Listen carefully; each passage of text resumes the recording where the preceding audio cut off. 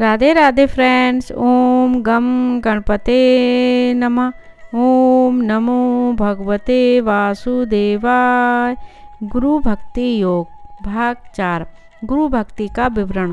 आध्यात्मिक शिक्षा का अर्थ। मुक्तात्मा गुरु की सेवा, उनकी लिखी हुई पुस्तकों का अभ्यास और उनकी पवित्र मूर्ति का ध्यान, यह गुरु भक्ति विकसित करने का सुनहरा मार्ग है। जो शिष्य नाम, कीर्ति, सत्ता, धन और विषय वासना के पीछे दौड़ता है, वह सद्गुरु के चरण कमलों के प्रति सच्चा भक्ति भाव नहीं रख सकता। शिक्षा का क्षेत्र बहुत ही विशाल है और ज्ञान प्राप्ति की संभावनाएं अपार हैं, अतः गुरु की आवश्यकता अनिवार्य है। तैत्तिरीय उपनिषद कहती हैं, अब ज्ञान के विषय में बात करते हैं। आचार्य प्रथम स्वरूप है, शिष्य आखिरी स्वरूप है। ज्ञान इन दोनों के बीच की कड़ी है और उपदेश वह माध्यम है जो यह समन्वय कराता है। यह ज्ञान का क्षेत्र है। कठोर उपनिषद कहती है, जिस आत्मा के विषय में भिन्न भिन्न प्रकार से उपदेश दिया जाता है, उस आत्मा विषय का उपदेश जब निम्न स्तर की बुद्धि वाले व्यक्ति के द्वारा दिया जाता है, तब सरलता से समझ में नहीं आता, किंतु जब उसी आत्मा के विषय में ब्रह्मनिष्ठ गुरु उपदेश देते हैं, तब बिल्कुल संदेह नहीं रहता, अर्थात भली प्रकार समझ में आ जाता है। आत्मा तो सुख से भी सूक्ष्म है, केवल बौद्धिक कसरत से उसे प्राप्त नहीं किया जा सकता, केवल गुरु कृपा से ही ज्ञान प्राप्त हो सकता है। गुरु शिष्य का संबंध।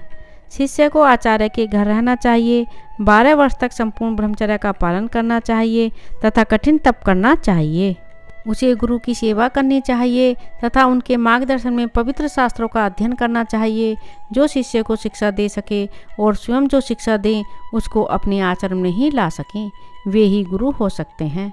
मनुष्य को जिस किसी को भी गुरु के रूप में स्वीकार नहीं कर लेना चाहिए।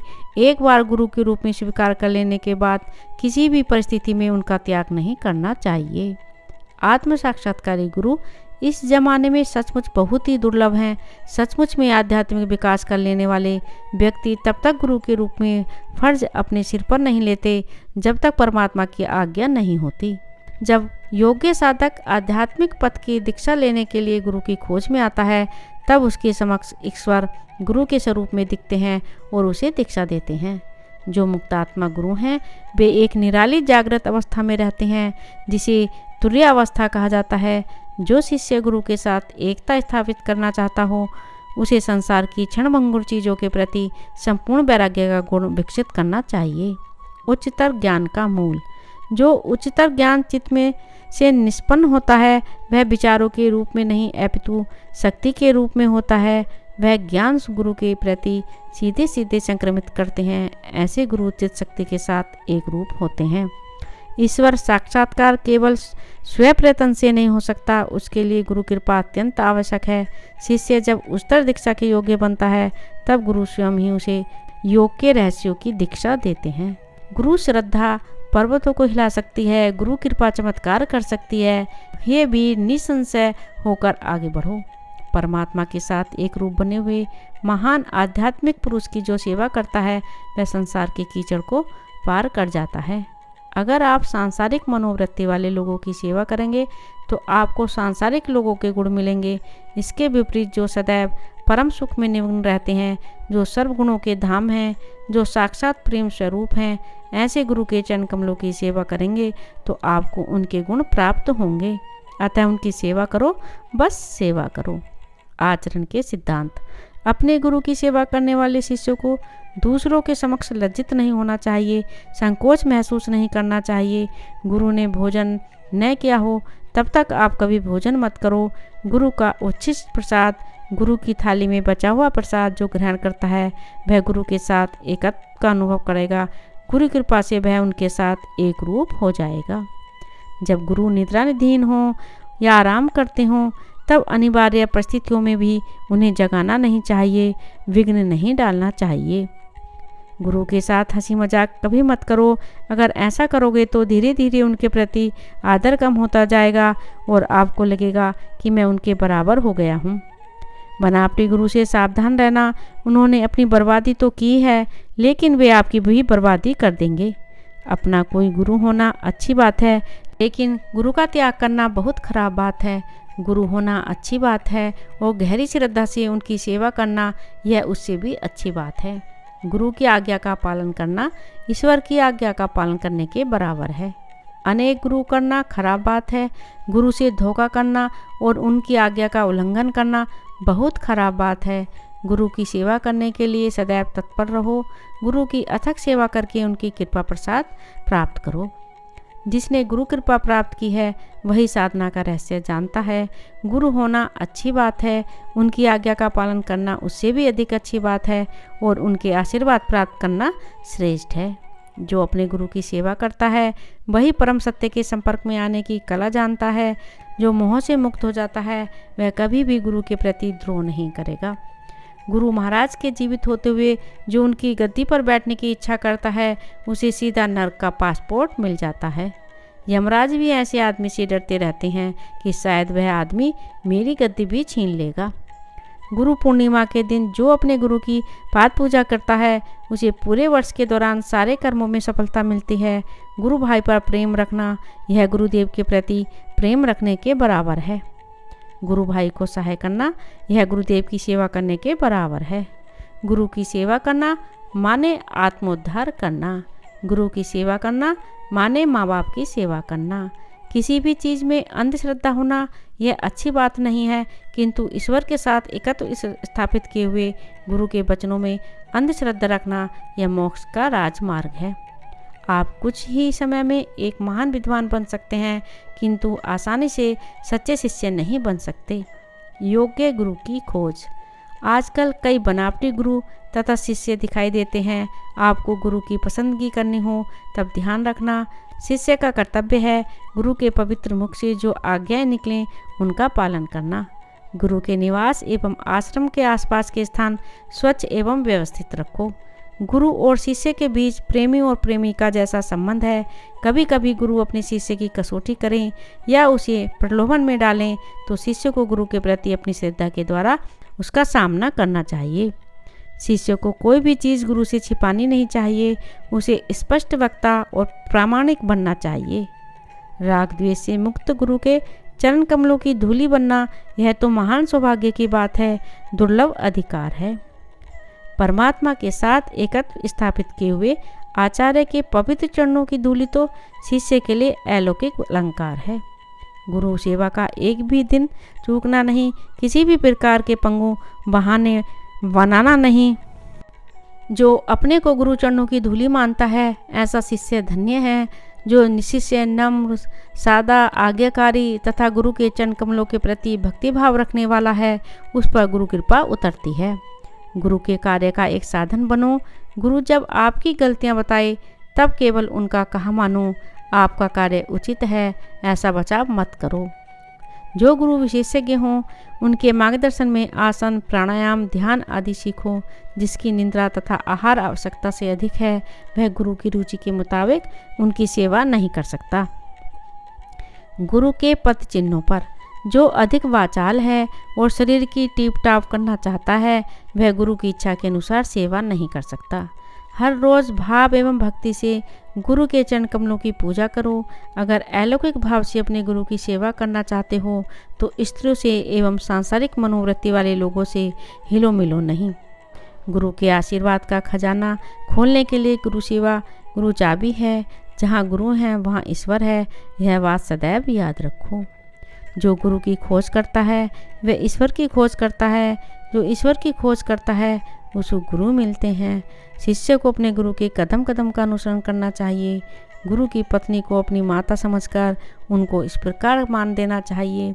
अपने गुरु से क्षणभंगुर पार्थिव सुखों की याचना मत करना, अमृत के लिए याचना करो। अपने गुरु से सांसारिक आवश्यकताओं की भीख नहीं मांगना। सच्चे शिष्य के लिए आचार्य के चरण कमल ही एकमात्र आश्रय हैं। जो कोई अपने गुरु की भावपूर्व अहर्निश अथक सेवा करता है उसे काम, क्रोध और लोभ कभी सता नहीं सकते। गुरु के चरणों में जो देवी गुरु के चरणों में आश्रय लेता है वह गुरु की कृपा से आध्यात्मिक मार्ग में आने वाले तमाम विघ्नों को पार कर जाएगा। योग के लिए श्रेष्ठ एकांत स्थान गुरु का निवास स्थान है। शिष्य के साथ गुरु रहते नहीं हूँ तो ऐसा एकांत सच्चा एकांत नहीं है। ऐसा एकांत काम और तमस का आश्रय स्थान बन जाता है। जिस शिष्य को अपने गुरु के प्रति भक्ति भाव है उसके लिए तो आदि से अंत तक गुरु सेवा मीठे शहद जैसी बन जाती है। गुरु के पवित्र मुख से बहते हुए अमृत का जो पान करता है वह मनुष्य धन्य है। जो संपूर्ण भाव से अपने गुरु की अथक सेवा करता है उसे दुनियादारी के विचार नहीं आते। इस दुनिया में वह सबसे अधिक भाग्यवान है। बस अपने गुरु की सेवा करो, सेवा करो, सेवा करो। गुरु भक्ति विकसित करने का यह राजमार्ग है। गुरु माने सच्चिदानंद परमात्मा। गुरु की पूजा। पूज्य आचार्य की सेवा जैसी हितकारी और आत्मोन्नति करने वाली कोई सेवा नहीं है। सच्चा आराम देवी गुरु की सेवा में ही निहित है। ऐसा दूसरा कोई सच्चा आराम नहीं है। गुरु कृपा से जीवन का मर्म समझ में आता है। किसी भी प्रकार के स्वार्थी हेतु के बिना आचार्य की पवित्र सेवा जीवन को निश्चित आकार देती है। वेदांत की थोड़ी बहुत पुस्तकें स्वतंत्र रीति से पढ़ लेने के बाद यूँ कहना कि न गुरु न शिष्य, यह सत्य के खोजी के लिए एक महान भूल है। कभी कभी शिष्य के पापों को हल लेने से गुरु को शारीरिक पीड़ा भुगतनी पड़ती है। वास्तव में गुरु कोई भी शारीरिक रोग या पीड़ा नहीं भोगते, किंतु बहुत भक्ति भाव और तत्परता से गुरु की सेवा करके अपने हृदय को पवित्र बनाने के लिए शिष्य को प्राप्त यह एक विरल मौका है। पुण्यशाली आचार्य का उत्तम विचार शिष्य को पार्थिवता और इंद्रिय विषयक जीवन से ऊपर उठने में सहाय रूप है। उप माने पास, नी माने नीचे, शब्द माने बैठना, उपनिषद माने आचार्य के पास नीचे बैठना। शिष्यों का समूह ब्रह्म के सिद्धांत का रहस्य जानने के लिए आचार्य के पास बैठता है। रहस्य विद्या का दान। पवित्र शास्त्रों का गूढ़ रहस्य और प्राचीन सिद्धांतों का अर्थ केवल पुस्तकें पढ़ने से या पांडित्य पूर्ण भाषण सुनने से समझ में नहीं आता। जो भाग्यशाली शिष्य गुरु के साथ आजीवन रहकर उनकी सेवा करते हैं और गुरु के प्रति आदर या भक्तिभाव रखते हैं, उनको तत्त्वम असि, अहम ब्रह्मासि, सर्वम खलविदम ब्रह्म, अया आत्मा ब्रह्म आदि उपनिषदों के कथन अच्छी तरह समझ में आते हैं और उनके अर्थ का साक्षात्कार होता है। गुरु कृपा आत्मा का आंत दर्शन कराती है। अनेक बार की विनती और कठिन कसौटी के बाद ही सद्गुरु अपने विश्वसनीय शिष्यों को उपनिषद की रहस्य विद्या प्रदान करते हैं। उपनिषद की परंपरा के मुताबिक आचार्य ब्रह्म विद्या का रहस्य अपने योग्य पुत्र अथवा तो विश्वसनीय शिक्षा को ही दे सकते हैं और किसी को भी नहीं। फिर वह चाहे कोई भी हो और भले ही चारों ओर से पानी से आवृत, वैभव से समृद्ध सारी पृथ्वी गुरु को देने के लिए तैयार हो। पावनकारी गुरु को दंडवत प्रणाम करने के बाद उनकी ओर पीट करके शिष्य को जाना नहीं चाहिए। आचार्य यदि वेदांत का सच्चा अर्थ जानते हों और जीवन के विभिन्न अवस्थाओं में उसे किस प्रकार लागू किया जा सकता है वह समझते हों तो एक बालक को भी वे वेदांत सिखा सकते हैं। जो व्यक्ति पैसे के पीछे दौड़ता है वह गुरु की संपत्ति चुराने में भी झिझकता नहीं है। गुरु की संपत्ति के प्रति लोलुप मत बनो। जो मुक्तात्मा पावनकारी गुरु हैं वे शांति और आनंद स्वरूप हैं। वे समदृष्टि वाले और स्थित प्रज्ञ हैं। उनके लिए मान अपमान, स्तुति, निंदा, सुख दुख समान हैं। वे काम, क्रोध, लोभ, मद और मत्सर से मुक्त हैं। उनकी रुचि अरुचि नहीं होती, उन्हें कोई आसक्ति नहीं होती। वे बालक जैसे निर्दोष फिर भी ज्ञान के भंडार हैं। वे अपनी उपस्थिति मात्र से या कृपा दृष्टि से ही शिष्यों के संशय दूर करते हैं। गरीब और बीमार की शुश्रूषा करना, गुरु और माँ बाप की सेवा करना, दया के उत्तम कार्य करना, गुरु कृपा से आत्मज्ञान पाना, यह सब सचमुच सर्वश्रेष्ठ पुण्य है। गुरु की निजी सेवा जैसे पावनकारी और कोई चीज़ नहीं है। मोक्ष के श्रमजनक मार्ग में गुरु कृपा सचमुच विश्वसनीय सारथी है।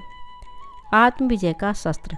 केवल गुरु की शरण में जाने से ही जीवन को जीता जा सकता है। गुरु भक्ति योग के अभ्यास से मन को संयम में लाने से काम वासना की शांति हो सकती है। गुरु सेवा आपको बिल्कुल स्वस्थ और तंदुरुस्त रखती है। गुरु भक्ति योग का अभ्यास आपको अमाप एवं अनंत आनंद देता है। गुरु सेवा अद्वैत भाव या एक रूपता पैदा करती है। गुरु भक्ति योग साधक को चिरायु और अनंत सुख देता है। गुरु सेवा के बिना वेदांत का अभ्यास व्यक्ति को तोते जैसे वेदांती बनाता है। अतः अपने पूज्य आचार्य की सेवा करो, सेवा करो, सेवा करो। अपने दैनिक जीवन में मार्गदर्शन के लिए प्रत्येक क्षण पूज्य गुरु की प्रार्थना करो। जो प्रार्थना शिष्य के निखालिस पवित्र हृदय से निकलती है उसे गुरु की ओर से तत्काल प्रत्युत्तर मिलता है। जो साधु संत पूज्य गुरु हैं उनके पास श्रद्धा भक्ति और नम्रता पूर्वक जाओ, ज्ञान रूपी औषध लो, संपूर्ण आज्ञाकारिता पथ्य है, तभी अज्ञान रूपी रोग पूर्णतः निर्मूल होगा और आप सर्वोच्च सुख का अनुभव कर सकेंगे। राधे राधे। ओम नमो भगवते वासुदेवाय। मेरे इस चैनल को ज़्यादा से ज़्यादा सब्सक्राइब करें, लाइक करें और शेयर करें।